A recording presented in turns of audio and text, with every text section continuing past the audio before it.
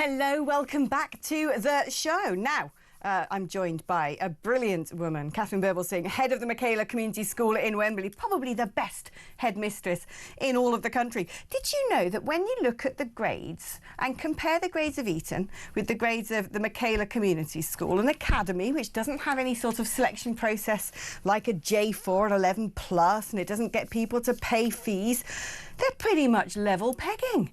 The school has been rated as outstanding by Ofsted. Well, you would think then, wouldn't you, if Katharine goes and sits with the Education Secretary to say, look, this is how I've done it. This is how we can improve education in this country, that Bridget Phillipson would be all ears. But Katharine, she wasn't, was she? No, well, what's interesting, my deputy went with me and he was explaining about us matching Eton's 9s in their GCSEs last year. And of course, we have a non-selective intake in inner city Wembley.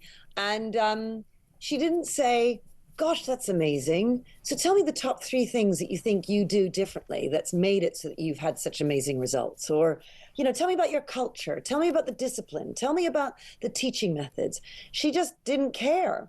And I asked her if she'd visited any top schools, you know, where she might learn from their methods and what they're doing. She wasn't able to name a school. She said the schools were a matter of public record that she'd visited. And I said, well, why don't you just tell us? But she wouldn't. And I presume it's because she hasn't visited any of the top schools. And then, well, I asked her a whole variety of questions about parts of her bill.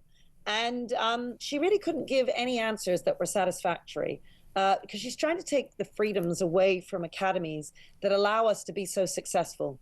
And she is, I think, pretending to like academies because it's very difficult to argue against them because they have done such a good job in the last decade and a half. They've internationally, we now perform on league tables. England does very well in comparison to what we used to do, moving from 27th to 7th, and we're top in reading across the Western world. So, and that's all thanks to the last 15 years. And yet she wants to destroy the freedoms that academies have and take them back and put them back in the centralized state. And obviously school leaders, I think, like myself, we know what's best for our intakes and what we should do for them. And I think we should be allowed to make those decisions and that she should not be making those decisions for us. Right. Well, what do you think your recipe for success is? What is it, the sort of thing that you're doing? Because like you said, you've got a really diverse school community in a city area. Normally, your sort of student body would be the type who wouldn't do very well, that you'd have a lot of problems with lesson disruption, perhaps, inattentiveness, in attendance, poor grades. But you have the opposite. So what is it that you're doing that other schools are not? Well, I mean, there are other top schools, obviously, that are doing similar sorts of things. We have really excellent behavior. I'm known as the strictest headmistress. And we love them enough to be strict and to hold our standards very high for them. We do that by having a uniform.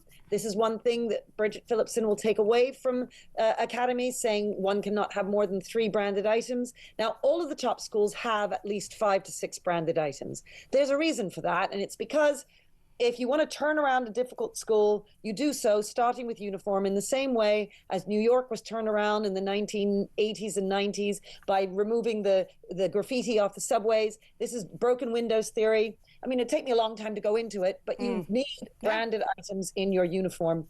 And it gives the children a sense of belonging, like the England players that go out to play, they wear the same shirt. There's a real pride in their school. And if you come to Michaela, you will see the pride that they have in attending Michaela. But that's something Bridget Phillipson will destroy. We also have the opportunity to tailor our curriculum according to the various challenges we might have. Staffing challenges are different in inner city Wembley than they are in the Lake District, than they are in Hull. And we should be able, I'm the school leader, I know what's happening, and I think I know it's happening more for my children than Bridget Phillipson does. But she is wanting to change all of this. We have recruitment as a problem in education. Well, it's always a problem, I have to say. And it's something that any education secretary should address. She is actually closing one route for teachers to come into teaching. And this is because she wants the bureaucratic stamp of a certificate. And I would say one of the questions she asked me at the end of the meeting, which I think she genuinely wanted to know the answer for, was, why do you continuously call me a Marxist? And I said, because everything you say has a Marxist tinge to it. You know, she wants to centralize it into the state. We only have a few freedoms as academy leaders. So we have very few freedoms. And the fact that she wants to centralize, so she wants to centralize the uniform thing, she's going to prevent us from doing that. Then there's the curriculum. She's saying, right, you're all going to have to follow the national curriculum, but she hasn't decided what the national curriculum is yet. So in a few weeks or months, she's reviewing it now, and then she and her people are going to come out with it. But right now they're putting a bill through that's going to force us all to adhere to a national curriculum that we don't even know. Right. And when I think about the bureaucracy that's going to be caused by all of this, the amount of resource making that teachers are going to, the workload that she is creating, she's also got a system, a PAN, so the pupil admissions numbers into schools. She wants to give that to the local authority so that, for instance, we're a good school, we have 120 places. If the local school down the road also has 120 places, but they've only got 100 kids, oh, well, the local authority can come and take 20 of our kids and they're going to put them over there. And so they'll reduce our PAN to 100, for instance. So there'll be 20 fewer places in the good school than there will be in the other school. And I said to her, but what if a mother were to say to you, I'm desperate to get my child into that good school, but you've reduced the number of places in that good school? She had no answer for me. Why is it they seem to hate success? I've never understood this, because there are parts of, especially, you know, the left wing of politics who, for some reason, take issue with you. And I think that at the end of the day, your kids are happy. They're achieving brilliantly. You're setting them up for incredible futures. That should be the most important thing. What on earth is possibly controversial about that?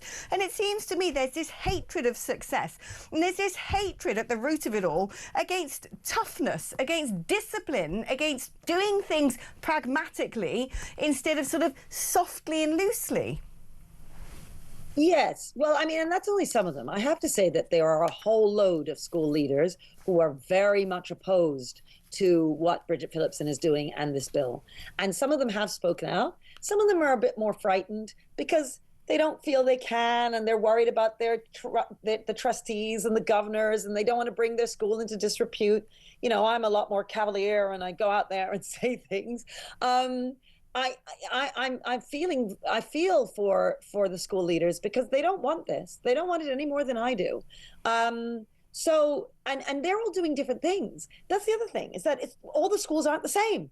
She wants to make everything uniform and exactly the same across the country, which is ridiculous, because some schools might be able to be specialists in real science and other schools specialists in maths. She's also cut the Latin for Excellence program. This was a program that allowed state school kids to study Latin and gave deprived schools up in the north money to hire Latin teachers. Now, I say this as a head teacher who does not offer Latin, so I have no dog in this fight. But I know that there are schools out there that had this money and now it's been taken from them. There's also the Maths Advanced program that during its existence has got 50% more kids doing A-level maths, as well as training up maths teachers for our classrooms. She's pulled half their funding. So we're going to have fewer maths teachers in our classrooms. I mean, I don't understand any of that at all. I just don't get it. I don't get why anyone would do this. When I asked her, she blamed the previous government. But the previous government are not the ones, I just don't get it. It seems to me that, that the left always want this homogeny, don't they? That it's not fair that some pupils do well and other pupils don't do well. It's not fair to have any sort of selective education. It's not fair that some people get A's and other people get D's. And I think, well, do you know what? Life is not fair at the root of things. And I agree with you. I think that discipline is so important. I went to 2 great state schools in Gloucester, both were grammar schools, but we had to stand up when the teacher came into the classroom. We had to have a very strict uniform. If your skirt was too short, you were sent home. The shirts always had to be tucked in. I know that you have a policy of, kids straight away have to learn to walk single file in the corridor to lessons. We had the same. We also had a system at one of the grammar schools I went to with prefects and observators, where certain pupils in the 6th form were chosen to be people who could hand out and monitor detentions, and it was taken very seriously. And this idea of sort of discipline just ran through the entire DNA of my school. And again, it was a state school that had superb results. It sent so many of the pupils to Oxbridge and to Russell Group universities. So this works. It does. It does work. And, you know, they stand for me at assembly. And then people say things like, well, she's obviously just self-obsessed. She wants the kids to stand for her.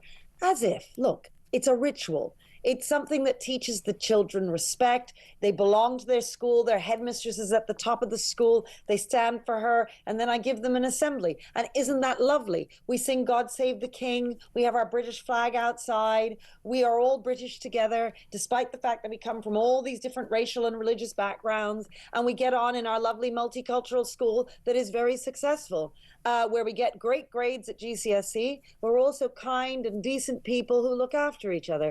And it's one of the things that guests, we get 800 visitors every year, and your listeners are welcome to go online and sign up to our website for a visit to the school, and you'll come and see really happy and joyful children who are learning lots. Yes, I don't know why anybody would have a problem with this. I've invited Bridget now 3 times to come and see the school. I hope that she accepts. I'm not sure, maybe since this letter she might not want to accept, but I'm hoping that she will, because honestly, she would learn so much if she were to not just visit us, but to visit a whole variety of the top schools out there and to ask us how we do it instead of telling us that she knows better than we do. Yeah, unfortunately, I don't think she will be taking you up on your offer. But, you know, I think you're doing all the right things. You are adored by so many people who wish you were the headmaster of every school. If only Katharine Birbalsingh could be cloned. Katharine, thank you ever so much, founder and head teacher of the Michaela Community School.